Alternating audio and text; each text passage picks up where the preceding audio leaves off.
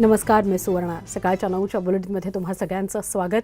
बातमी सुरुवातीला रायगडमधून आपल्या सगळ्यांना कल्पना आहे भाजपचे नेते किरीट सोमय्या यांनी खूप आरोप केल्यानंतर आता ते रायगडच्या कोर्लई या गावामध्ये जाणार आहेत. 19 बंगल्यांचं हे प्रकरण आहे. रायगडमधील कोर्लई या गावात रश्मी ठाकरेंच्या नावावर 19 बंगले आहेत असा दावा भाजपचे नेते किरीट सोमय्या यांनी केला. आज किरीट सोमय्या त्याच रायगडच्या कोर्लई या गावाकडे निघालेले आहेत. गावात जाऊन खरी परिस्थिती समजून घेणार आहे. राज्यातील जनतेला खरी परिस्थिती समजून आली पाहिजे, वास्तव कळलं पाहिजे, याकरता मी दौरा करतोय असं किरीट सोमय्या म्हणतायत. तसंच कोर्लईचे सरपंच आता का वक्तव्य बदलतायत असा सवालही त्यांनी केलाय. 2019 मध्ये ठाकरेंच्या घरासाठी पत्र का दिलं होतं असा सवालही त्यांनी केला. मात्र या दौऱ्यादरम्यान रायगडमध्ये राडा होण्याची शक्यता आहे. कारण किरीट सोमय्यांनी रश्मी ठाकरेंवर आरोप केल्यानंतर शिवसैनिक भडकलेत, आक्रमक झालेत. सोमय्यांना रायगड स्टाईल धडा शिकवू असा इशारा शिवसेनेच्या आमदारांनी दिलेला आहे.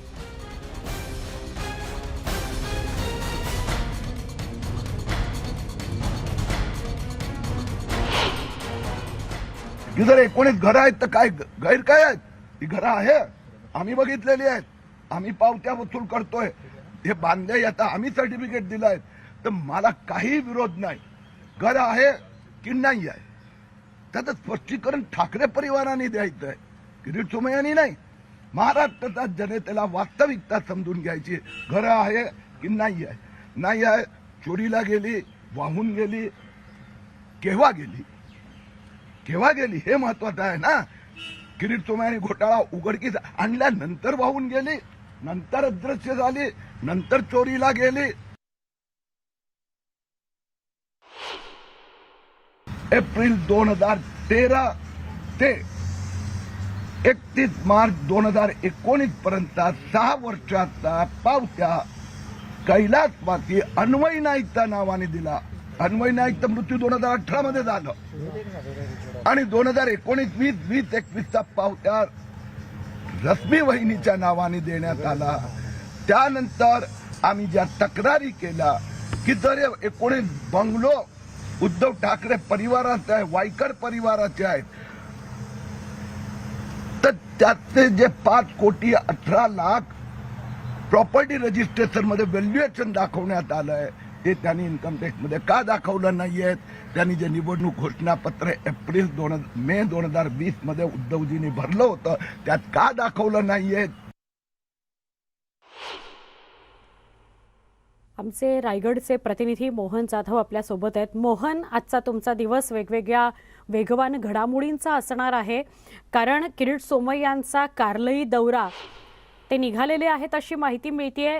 काय सांगाल याविषयी? शिवसैनिकांमधलं वातावरण आणि पोलिसांनी सुरक्षा व्यवस्था ठेवलेली आहे का? किरीट सोमय्या येथे 10:15 वाजता अलिबाग रेवदंडा पोलीस स्टेशन येथे येणार आहेत. त्या रेवदंडा पोलीस स्टेशनच्या येथे दंगल नियंत्रक पथक या ठिकाणी आलेलं आहे. पोलीस बंदोबस्त लावण्यात आलेला आहे. 2 ते 3 PI आणि 1 DYSP या ठिकाणी येणार आहेत. 10:15 वाजता ते 10:30 वाजता ह्या किरीट सोमय्या या ठिकाणी येतील. सगळे पत्र, सगळे पेपर या ठिकाणी चेक करतील. या टायमाला या ठिकाणी आले होते की पोलीस स्टेशनला की गुन्हा दाखल झाला पाहिजे म्हणून ते विचारण्यासाठी या ठिकाणी येणार आहेत. त्याच्यानंतर हे भेट झाल्यानंतर पोलिसांचं PIशी भेट झाल्यानंतर ते direct Raigad collector office, collector जे अधिकारी आहेत त्यांना भेटणार आहेत. त्या ठिकाणी सगळं त्यांना विचारपूस करणार आहेत, पेपर वगैरे सगळं चेक करणार. त्याच्यानंतर ते मुंबईत जाणार आहेत असं या ठिकाणी कळत आहे. पण कार्लई गावात जाऊन जिथे 19 बंगले आहेत, ज्याचा ग्राउंड झिरो रिपोर्ट मोहन तुम्ही स्वतः केलेला होता, तिथे कुठल्याही प्रकारचे 19 बंगले नाहीत हे आपणच दाखवलेलं होतं. त्या घटनास्थळी तिथे त्या ठिकाणी जिथे हे बंगले आहेत किंवा पडक्या अशा काही वास्तू दिसत आहेत, त्या ठिकाणी ते जाणार आहेत का आणि तिथे त्यांना पोलीस जाऊ देणार आहेत का? रेवदंडा पोलीस स्टेशन नंतर ते 5 मिनिटावरती ते जे जागा आहे त्या ठिकाणी एकही बंगला त्या ठिकाणी नाही. खाली कामगारांसाठी एक त्या ठिकाणी घर बांधलं होतं. अन्वय नाईक जे होते त्या अन्वय नाईकने ती जागा घेऊन त्या ठिकाणी कॉटेज बांधलं होतं. 18 कॉटेज त्या ठिकाणी होते आणि त्यांनी परमिशन मागितलं होतं की या रिसॉर्टसाठी परमिशन पाहिजे, पण त्यांना परमिशन मिळालं नाही म्हणून त्यांनी सगळे जे 18 कॉटेजेस होते ते डिमोलेशन केलं. त्याच्यानंतर त्या ठिकाणी काही नाही, खाली नारळाचे झाडं आहेत आणि कामगारांसाठी एक रूम बांधलेला आहे. त्या ठिकाणी किरीट सोमय्या जे कोर्ले ग्रामपंचायत त्या ठिकाणी वारंवार जाऊन सगळे पेपर चेक केलेला आहे, पण त्या ठिकाणी काही मिळालं नाही.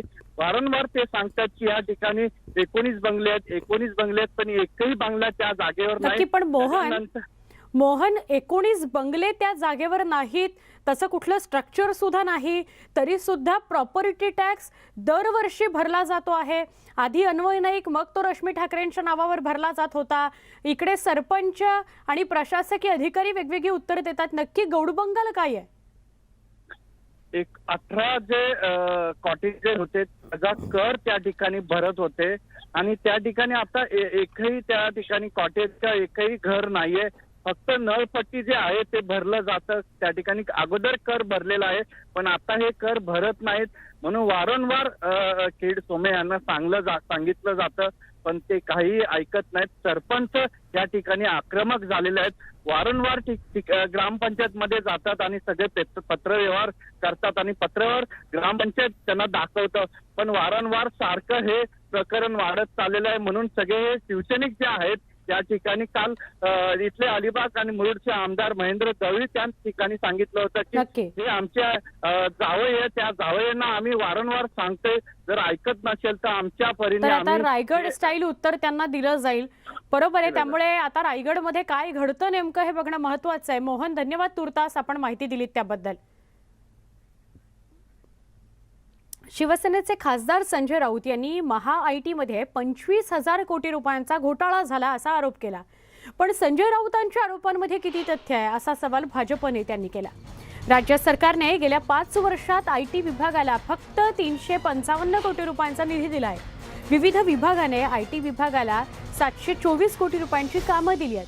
हे दोन्ही एकत्र केलं तरी 1100 कोटी रुपयांची कामं आयटी विभागाला देण्यात आली. त्यामुळे संजय राऊत यांनी 25,000 कोटी रुपयांचा घोटाळा झाल्याचा जो आरोप केला आहे त्यात किती तथ्य आहे असा प्रश्न भाजपनं केला. महाआयटीचा सरकारी निधी किती दिला गेला ते आपण बघूयात. वर्ष 2015-16 6.32 कोटी, वर्ष 2016-17 14.59 कोटी, 2017-18 155.86 कोटी, 2018-19 84.64 कोटी, 2019-20 74.45 कोटी, 2015-16 6.32 कोटी,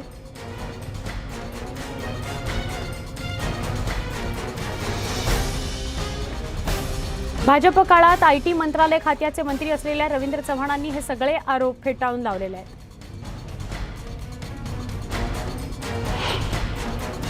रोज काहीतरी खोटं बोलायचं आणि रेटून खोटं बोलायचं हा त्यांचा नित्यनेमाचा कार्यक्रम झालेला आहे. पूर्णच्या पूर्ण माहिती नसताना सुद्धा अशा प्रकारे कोणतंही वक्तव्य करणं योग्य नाही. माहिती आणि तंत्रज्ञान या खात्याचा असणारा बजेट 5 वर्षाचा 356 कोटी आणि ते असं म्हणतात की 25,000 कोटीचा यामध्ये घोटाळा झालाय. खरं तर त्यांनी या सगळ्या गोष्टीची माहिती घेतली पाहिजे आणि उगाचच खोटं बोलायचं सोडून दिलं पाहिजे असं माझं स्वतःचं मत आहे. भाजपचे आमदार नेते राम कदम आपल्या सोबत आहेत.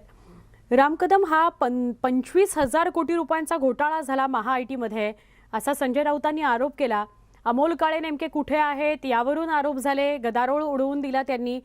पण मग आता जे समोर येत आहे की आयटी विभागालाच 355 कोटींचा निधी दिलाय, म्हणजे जर टोटल केली, बेरीज केली तर फक्त 1100 कोटींचा निधी मिळालाय.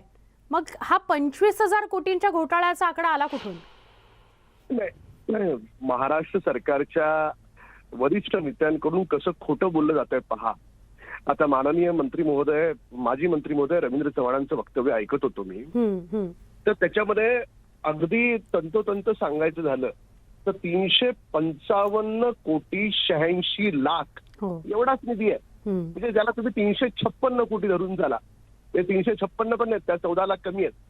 तर एवढा निधी आहे. तर या निधीमध्ये ते जर म्हणाले असे 10 कोटीचा घोटाळा झाला, 15 कोटीचा झाला, तर महाराष्ट्राने त्याच्यावर विश्वास ठेवला असता. पण डायरेक्ट 25,000 कोटी म्हणजे केवळ आणि केवळ आता जो फास आवळला जातोय तुरुंगाकडे जाण्याचा काही महाराष्ट्रातल्या नेत्यांच्या बाबतीत, तर स्वतःचा बचाव करण्यासाठी अशा प्रकारची खोटी वक्तव्य ज्येष्ठ नेत्यांकडून अपेक्षित नाहीत. हा पुरोगामी महाराष्ट्र आहे. जर तुमच्यावर आरोप झालेत तर त्या आरोपांची कागदपत्रासहित जनतेसमोर उत्तर द्या, चौकशी यंत्रणांना उत्तर द्या. उलट पक्षी असं त्यांनी म्हणायला पाहिजे, माझी चौकशी करा, मी खुला आहे चौकशीसाठी. असं बोलले असतं तर महाराष्ट्राला आवडलं असतं, लोकांना आवडलं असतं. पण तसं न बोलता अशा पद्धतीनं आदरणीय देवेंद्र फडणवीस साहेबांच्या कालखंडामध्ये जे प्रामाणिकतेनं काम झालं, जे पारदर्शी पद्धतीनं काम झालं, जे विकासाचं मोठं काम महाराष्ट्रात त्यांनी उभं केलं, तर त्याला असं त्यांनी बदनाम करू नये. आणि जर बोलायचं झालं तर कागदपत्रांच्या आधारावर बोला. नक्की. राम कदम, पण मग आपल्याला काय वाटतंय, असा आरोप का करत असतील? राजकारणामुळे, म्हणजे राजकीय कोंडी झाली आहे यामुळे, का कारवाईच्या अनुषंगाने अशा प्रकारचे आरोप ते करतायत? आता आरोप खोटे आहेत हे आपणही समजू शकता. पूर्ण महाराष्ट्र आज IBN न्यूज 18 पाहतो आहे, पूर्ण महाराष्ट्र पाहतोय की हे खोटं का बोलतात. खोटं बोलण्याच्या पाठीमागे 3 कारण आहेत. पहिलं कारण की पूर्णपणे हे महाराष्ट्रातले तिन्ही पक्ष वसुलीसाठी उघडे पडले. दुसरं कारण, लोकांमध्ये स्वतःचा झालेला डागळलेला चेहरा तो उजळ करण्यासाठी काय, तर चला भाजपवर आरोप करूया. ही अशी 2 कारणं आहेत. आणि तिसरं महत्वाचं कारण, कोणत्याही क्षणी या सरकारमधल्या काही लोकांना तुरुंगात जावं लागेल त्याची भीती. ही तिन्ही कारणं एकत्रित केली तर त्याचं सरळ सरळ उत्तर मिळतं. नक्की. काहीही करून राम कदम, आणि कालही बोलताना तुम्ही म्हणाला होतात की इतके महिने मग गप्प का बसले, जर आधीच पुरावे त्यांच्या हातात होते तर. राम कदम, मी तुम्हाला विनंती करेन, तुम्ही असेच सोबत राहा. शिवसेनेचे नेते किशोर तिवारी सुद्धा आपल्याबरोबर जोडले गेलेले आहेत. किशोरजी, इतके महिने जर पुरावे हातात होते तर संजय राऊत गप्प का बसले किंवा सरकार गप्प का बसले, हा महत्वाचा मुद्दा. आणि दुसरा मुद्दा की 355 कोटी इतकं जर बजेट असेल, इतका जर निधी मिळाला असेल, तर 25,000 कोटी घोटाळ्याचा हा जो आकडा आहे तो आला कुठून, असा प्रश्न आहे. महापोर्टलची चौकशी व्हावी आणि महापोर्टलचं सत्य बाहेर यावं. आणि महापोर्टल मध्ये ज्या लोकांच्या नियुक्त्या झाल्या, MPSCचा तो झालं, महापोर्टल वरून जे काही करण्यात आलं ते वादग्रस्त आहे आणि याची चौकशी झालीच पाहिजे. आणि महापोर्टलची तो मागणी जशी सरकार आली तर सुप्रिया सुळे त्यांनी त्याच वेळी केली होती की महापोर्टलचं सगळं सत्य बाहेर यायला पाहिजे. आता हे म्हणतात की म्हणजे सरकारचा बजेट भाजप सांगत आहे, म्हणजे कमाल झाली. आणि भाजप सांगत आहे की 356 कोटीचा होता त्याचा तंत्र. हे महाआयटीचं बजेट, महाआयटीला जो निधी दिला गेला तो 355 कोटीचा होता. मग 25,000 कोटीचा घोटाळा आला कुठून?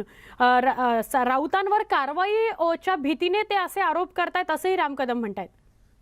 नाही, राम कदम त्यांनी जरूर कारवाई करावी तसं काही नाही आहे. मला एक सांगायचं आहे की आता त्या 19 बंगल्याचा विषय होता. मग ते निकॉनचं सत्य जे बाहेर आलं की आपण स्वतः काचेच्या घरात राहून हे आरोप करत आहोत. आणि हे बघा, अमोल काळेंनी काल जे खुलासा केला, शेवटी कसं असते की तुमच्या जवळचे, तुमच्या घराच्या बाजूला राहणारे मुख्यमंत्र्यांच्या, माजी मुख्यमंत्र्यांच्या, त्यांची संपत्ती इतकी वाढते. ते मुंबई क्रिकेट असोसिएशनचे नागपूरवरून जाऊन तिथे उपाध्यक्ष होतात. अनेक गोष्टी आहेत. एक गोष्ट अशी आहे की या सगळ्यांची चौकशी होणार म्हणजे होणार. आणि आतापर्यंत आमच्या सरकारने काय केलं की नाही, पण किशोर तिवारी 25,000 कोटींच्या घोटाळ्याविषयी जो आरोप झालाय त्याच्याविषयी काय म्हणाला? आता जर हे सत्य समोर येतंय, ही माहिती समोर येते आहे, हो, ज्यांच्यावर आरोप झाले ते खुलासा करत आहे, त्याला सत्य म्हणतात तुम्ही. कमाल आहे बाबा. हो, सत्य तर असं आहे की अमोल काळे कुटुंबियांचा जो फायदा झाला, आणि अमोल काळे हे देवेंद्र फडणवीस यांच्या जवळचे आहेत. नक्की. किशोरजी, आपण राम कदम यांना पण विचारूया. राम कदम, तुम्ही काय उत्तर द्याल? आपण पाहिलं की या ठिकाणी शिवसेनेच्या या नेत्यांना आपण किमान 5 वेळा विचारलं की निधीच खात्याला 355 कोटी आहे, मग 25,000 कोटींचा भ्रष्टाचार कसा? तर याचं उत्तर यांच्याकडे नाही. आणि पूर्ण महाराष्ट्र आज हसतो आहे. अशा हास्यास्पद आरोपातून यांना एकच साध्य करायचंय की जनतेची दिशाभूल करायची. तर त्याच्यामुळे आमचं आव्हान आहे की आपण 25,000 कोटी म्हणालात ना आयटी मध्ये, 25,000 कोटीचा निधीच नाही तर तो आकडा आला कुठून? तो आकडा खोटा आहे. तर असे खोटे आकडे आपण दिलेत म्हणून नैतिकतेच्या आधारावर आपण महाराष्ट्राची माफी मागितली पाहिजे. जनतेची तुम्ही दिशाभूल करत आहात म्हणून जनतेची माफी किशोरजी. मागणं हे क्रमप्राप्त आहे. हा बोला. किशोरजी, आपण जनतेची माफी मागितली पाहिजे, आपण दिशाभूल केली आहे 25,000 कोटी हा आकडा समोर आणून, असं म्हणतायत राम कदम. आणि राम कदम आकडा तर अजून मोठा होणार आहे. तुमच्या त्या पेट्या घेतल्या होत्या कामगार कल्याण याच्यातून अनेक आरोप आहे. आता हे सुरुवात झाली आहे. आता तर तुम्हाला पुष्कळ उत्तर द्यावे लागतील. मात्र महाराष्ट्र सरकार तुम्हाला तो आकडा देईल तो 24,840 कोटीचा, आणि काय काय आयटीचे कामं देण्यात आले आणि कोणाला देण्यात आले, आणि आयटीचा सर्व्हर आणि त्याचे सगळा डाटा हे सगळे डिलीट करून निघून गेले. आधी मला म्हणायचं आहे की सायबर क्राईम आहे आणि सायबर सेलला देण्यात यावं, आणि महाघोटाळा आहे महापोर्टलचा हे मी बोलत आहे आणि पूर्ण जबाबदारीने बोलत आहे की त्याच्यामध्ये नियुक्त्या सुद्धा करण्यात आल्या आणि त्याच्या एंट्र्या त्याच्यामध्ये जे जे कामं देण्यात आले. कारण राम कदम किंवा भाजपचा कोणी अधिकारी तिथे काही हे थोडी होता. तिथे पदाधिकारी हा महाराष्ट्र सरकारचा नव्हता. अहो, जे आयटी सेल आहे त्या नक्की. आयटी सेलचे त्यावेळेचे जे सचिव होते त्यांनी नक्की किशोरजी, म्हणजे मुळात मुद्दा हा आहे की शिवसेना अजूनही आपल्या आरोपांवर ठाम आहे. राम कदम सुद्धा आपल्याशी बोलत होते. आपल्या दोघांचेही आभार. 25,000 कोटींच्या घोटाळ्याचा जो आरोप संजय राऊतांनी केलेला आहे, शिवसेना त्यावर ठाम आहे आणि महापोर्टलची संपूर्ण चौकशी व्हायला हवी अशी मागणी शिवसेना अजूनही करते आहे. 2024 नंतर दिल्लीतून सुद्धा फंड आणू शकतो असं वक्तव्य पर्यावरण मंत्री आदित्य ठाकरेंनी केलं. त्यांनी केलेल्या सत्तापालट संदर्भातील वक्तव्यावर आता तर्कवितर्क लढवले जात आहे. कल्याण डोंबिवलीमध्ये विविध विकास कामांचं भूमिपूजन आदित्य ठाकरेंच्या हस्ते पार पडलं. त्यावेळी दिल्लीतून 2024 नंतर फंड आणू शकतो असं ते म्हणाले. तर आदित्य ठाकरेंनी केलेल्या वक्तव्यावरून भाजप आमदार रवींद्र चव्हाण यांनी त्यांच्यावर टीका केली. आदित्य ठाकरेंवर मानसिक परिणाम झालाय असं ते म्हणाले.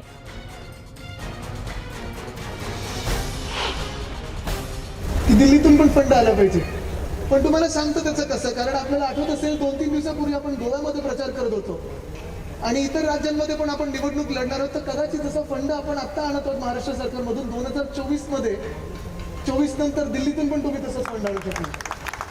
हे परवा राऊत साहेब पण बोललेले आहेत. असो, जे काय आता ह्याच्यातून विश्लेषण करायचे असतील ते प्रेसवाले करतीलच.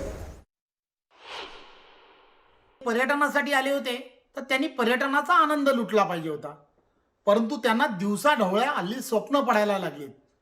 ते असे म्हणाले की 2024ला पुन्हा सत्तेत आम्हीच येणार. त्यांचा हा जो म्हणण्याचा अर्थ होता तो त्यांनी पुन्हा एकदा तपासून बघितला पाहिजे, किंवा त्यांच्यावरती काहीतरी मानसिक परिणाम झालेला आहे असं मला वाटायला लागले. हिजाबच्या वादावर कर्नाटक सरकार कडक मूडमध्ये असल्याचं दिसतंय. या संदर्भात कर्नाटक सरकारने एक परिपत्रक जारी केल्याचं कळतंय.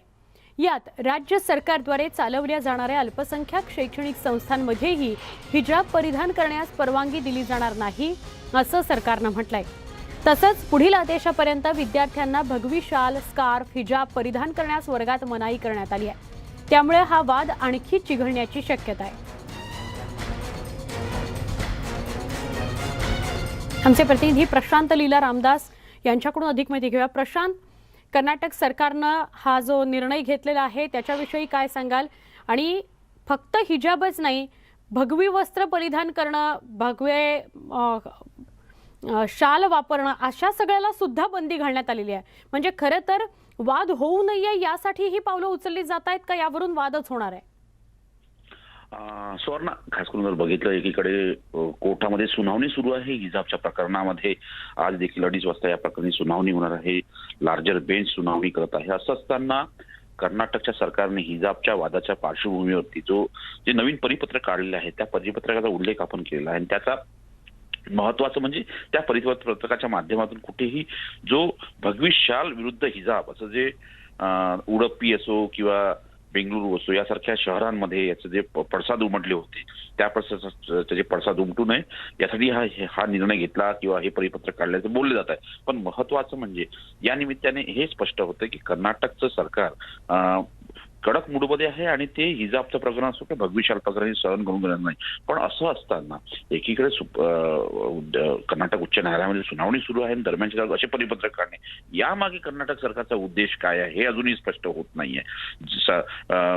कोर्टाने स्पष्ट केलं आहे की या संदर्भात कुठल्याही प्रकारचे आदेश आणि कुठल्याही प्रकारचे नवीन नियम लागू करू नये असं काल कोर्टाने स्पष्ट केलं. त्याच्या पार्श्वभूमीवरती हे परिपत्रक आलंय. त्यामुळे असं वाटतंय की हा वाद आता पुन्हा वाढावा अशाच प्रकारचं हे परिपत्रकही असण्याची शक्यता आहे. त्यामुळे या दोन्ही एकीकडे भगवीशाला असो की स्कार्फ यांनीही आंदोलन झालं पाहिजे आणि हिजाबचंही आंदोलन होईल अशा पद्धतीने याचा मोठा परिणाम उत्तर प्रदेशच्या निवडणुकीत होईल याची जाणीव कर्नाटक सरकारला आहे. त्याचमुळे होऊ शकतं हा वाद जास्त प्रज्वलित व्हावा यासाठी त्याच प्रकारचे परिपत्रक काढले जातात अशी ही चर्चा सध्या दिल्लीच्या राजकीय वर्तुळात आहे. नक्की, धन्यवाद माहिती दिल्याबद्दल प्रशांत.